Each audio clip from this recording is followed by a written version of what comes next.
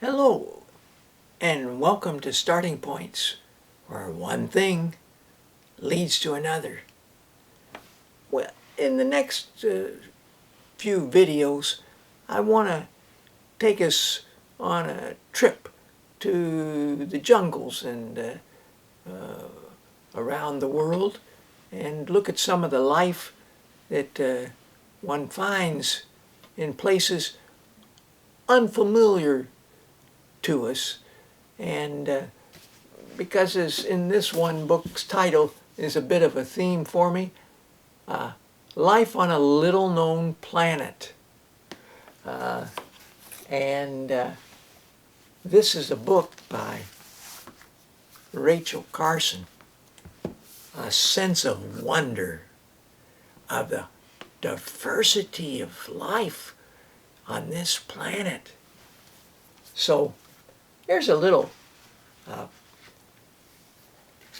picture book put out by Random House Picture Back series, and it's a fascinating book because it does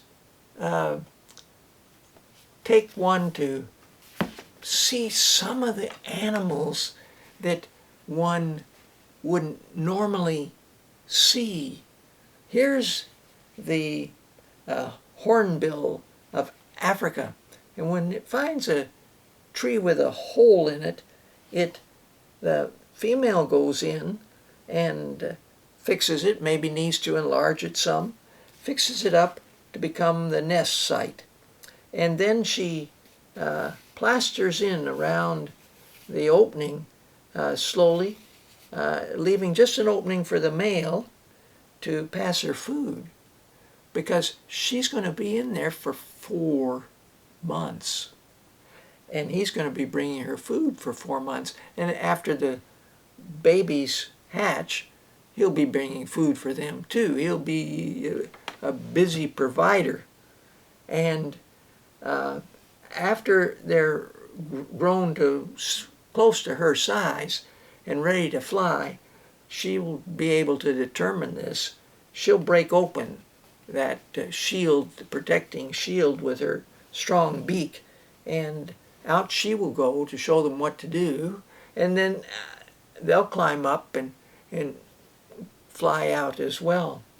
You find these birds in Africa, and there are numerous examples in here of animals that one might find in a different place. I'd like to go to Australia with you and look at some of the life there that uses trees. But this is one that's out in the desert and being chased and stops, turns, throws its head back, opens its mouth, and this frill band comes around its neck. It startles the predator.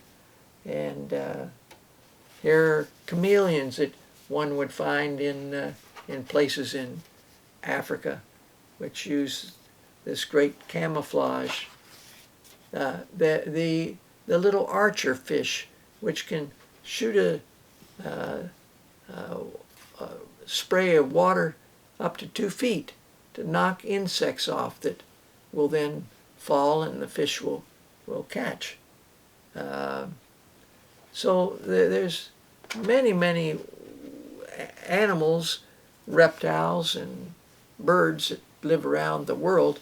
Here's a frog lives in Africa. That's its size. It's only 3 inches long, and but it can fly with pads on its feet like that. Or this is a flying a lizard. It lives in Indonesia. We've looked at birds' nests, and I found this page quite a hoot, because we spoke about the pendulous nest of the oriole, the hummingbird's nest, and the robin's nest with its blue eggs. But we didn't speak about this bird. This bird's called a crested swift, and it lives in Indonesia, and it, well, I guess you could say, builds a nest. it doesn't look like it takes maybe as much work as these other nests do, and it just made me laugh. Made me laugh. It uses bark and feathers, and I don't know how it actually attaches it.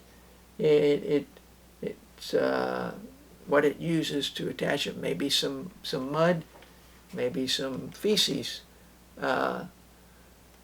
There's a fairy tern. It lives on the coast of the Indian Ocean, and it doesn't build any nest at all. When the baby hatches, there's no nest for it, just these branches. So it's not just birds, but there's insects, and of course the cover picture is a nice picture. The cover picture, and it says here, the African crocodile and the little crocodile bird are very unusual partners. The crocodile is a fierce animal with powerful, quick-moving jaws, but it lets the little bird sit on its back and eat insects that annoy it. It even opens its mouth to let the bird find worms and insects among its sharp teeth. Right. Wonder the relationships and the intricacies of life on our planet. And so this book shows the planet, and it's an atlas, and inside it's let's see, it's going to look at all the different kinds of habitats around the world. It's illustrated by Kenneth Lilly and written by Barbara Taylor. So that's and let's have a look. It has a map of the world, and for each region it'll have a map in greater detail. This first map, though, is color-coded. Where I live, it's this color green, deciduous woodlands.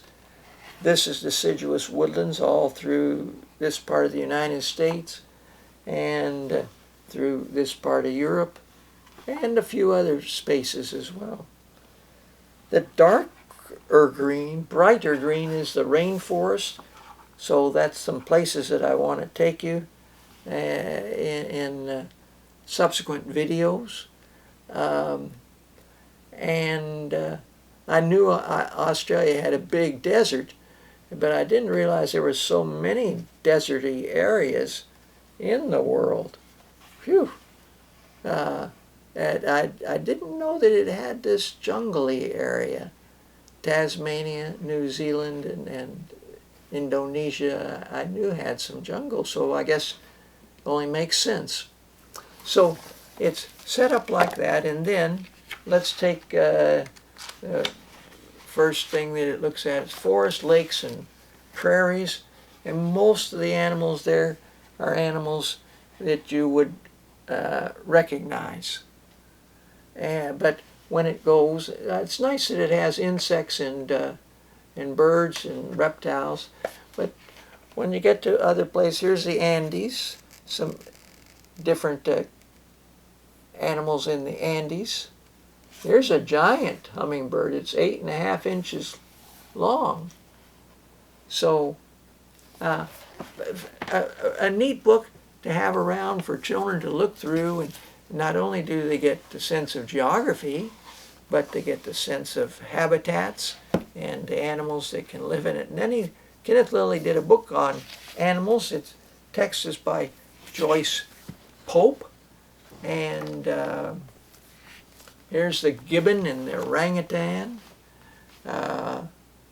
in Indonesia and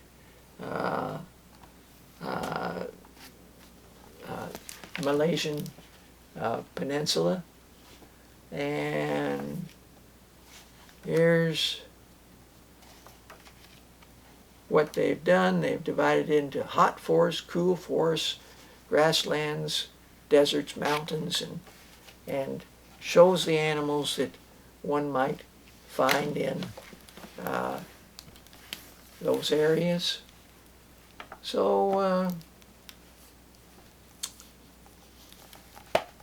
again, a nice resource.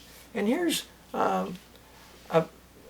perhaps a handier resource in that it's alphabetized. National Geographic, of course, with all its photographic backlog, it can well put together a book. And what it's done is it starts with a great introduction on animals, maybe 25 pages or so, and then it starts looking at animals alphabetically. A, R, aardvark. So there's a picture of the aardvark. And let's see if I can do this. I'll try. And there's the aardwolf. And fortunately it tells me how to pronounce this, agouti. And the anteater. Now some they're only giving a page to, but the anteater, they give 4 pages to the anteater. And I'm glad they did, because this picture of the anteater and the tree, with its great claws, dead tree, digging into it to get insects. And obviously I have a feeling using his tail as a extra arm. And so that's a great reference. I got an extra set of the 2 books, and my grandchildren have them, and they like just looking through them and looking at the variety, the diversity, the skill sets of these animals. Well, thanks for joining me. Until next time, bye for now.